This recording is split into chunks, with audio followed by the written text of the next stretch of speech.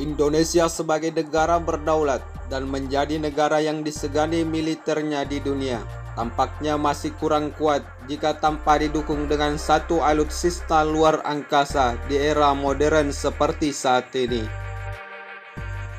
Dengan demikian, pasukan yang banyak dan alat tempur yang canggih belum cukup kuat untuk menjaga wilayah dan kedaulatan NKRI yang begitu sangat luas. Sebab satuan militer dari suatu negara juga harus memiliki sebuah satelit khusus militer yang digunakan untuk pengintaian, pengamatan medan, dan komponen lainnya yang digunakan untuk mengambil sebuah keputusan dalam bidang militer.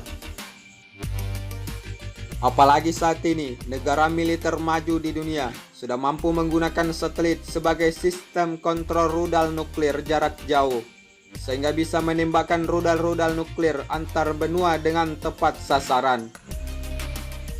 Selain dapat digunakan sebagai rudal nuklir kendali melalui sistem kontrol satelit, satelit militer juga telah digunakan oleh negara-negara maju di dunia sebagai satelit pengendali jarak jauh dengan menggunakan drone sebagai alutsista pengintai dan penyerang.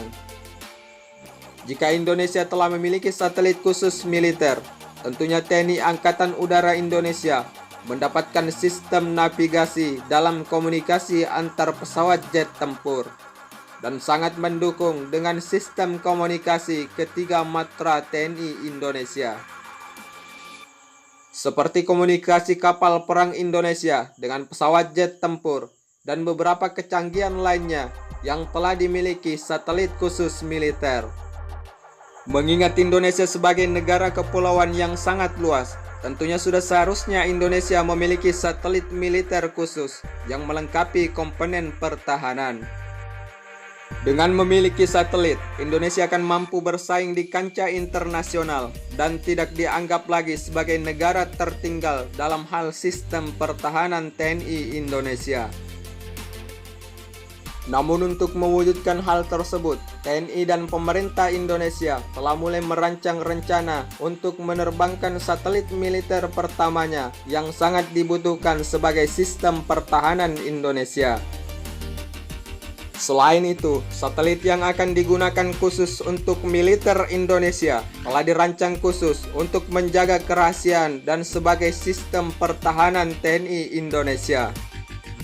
Adapun kecanggihan yang dimiliki oleh satelit militer Indonesia ini memiliki 4 kecanggihan khusus. Di antaranya adalah dapat digunakan sebagai pengumpulan data intelijen oleh pasukan khusus TNI Indonesia seperti data teroris dan data tentang keamanan negara. Kemudian yang kedua adalah sebagai pengintaian dengan menggunakan GPS atau drone dan sejumlah alat TNI lainnya.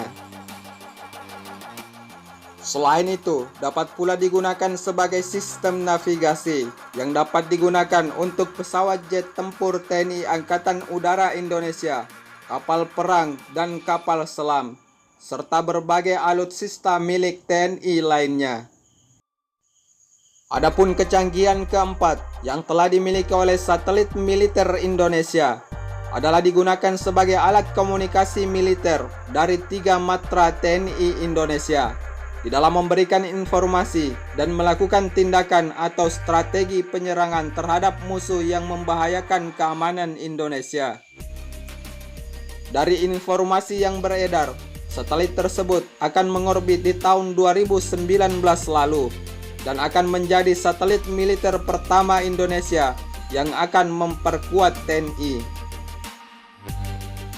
Satelit TNI ini telah dibuat oleh ADS atau Airbus Defence dan Space dengan mengeluarkan anggaran belanja militer sebesar 13 triliun. Semoga dengan adanya pembangunan dan pengorbitan satelit militer pertama TNI Indonesia, Indonesia semakin maju, kuat dan disegani serta tidak akan bergantung lagi dengan alutsista luar negeri sebagai sistem pertahanan NKRI.